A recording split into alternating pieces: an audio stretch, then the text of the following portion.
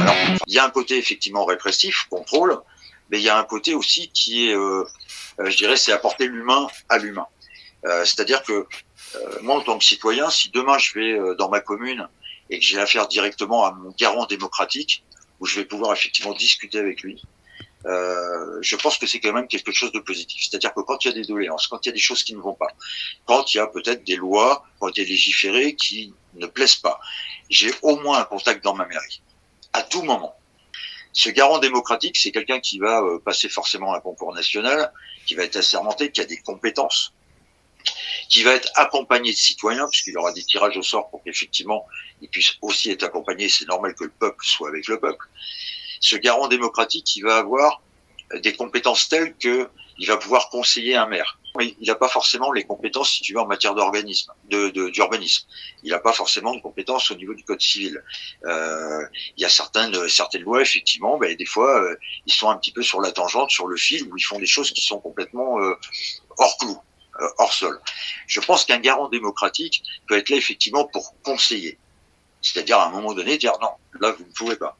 Pour telle et telle raison, pour telle loi, pour tel article, pour telle chose. Donc il peut y avoir ce côté conseil, apport par rapport au conseil municipal.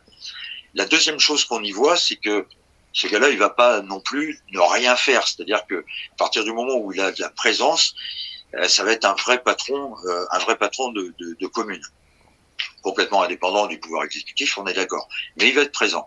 Donc qu'est-ce qui empêche effectivement de prévoir des journées, des permanences, que ce soit pour les impôts, les cartes grises, le social, le chômage, la santé, l'handicap, etc. Je pense qu'il y a plein de services publics aujourd'hui qu'on n'est pas capable d'avoir dans les ruralités. Alors en ville, effectivement, il y a des structures, il n'y a pas de problème, les gens peuvent se déplacer assez facilement, peuvent aller dans certaines administrations.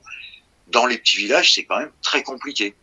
Et donc, il est important pour nous, dans notre projet, il est important qu'effectivement, ces personnes, ces garants, soient là pour rendre un petit peu d'humanité et apporter des services plutôt que passer son temps sur Internet à galérer. Voilà. Donc, ces garants, pour nous, ils doivent être, en fait, à toutes les strates de l'État, y compris dans les ambassades, dans les ministères du gouvernement, etc., etc. Donc, c'est quoi? C'est pour empêcher la corruption, en fait, que vous existez, alors, voilà. C'est ça?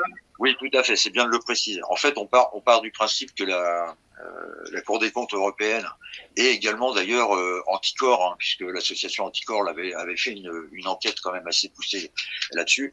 On a, je crois, d'après les chiffres, on a 120 milliards de dépenses en fait de corruption en fait en France. Alors je parle pas de l'évasion fiscale, je parle pas de la fiscalité. On a 120 milliards, c'est quand même impressionnant.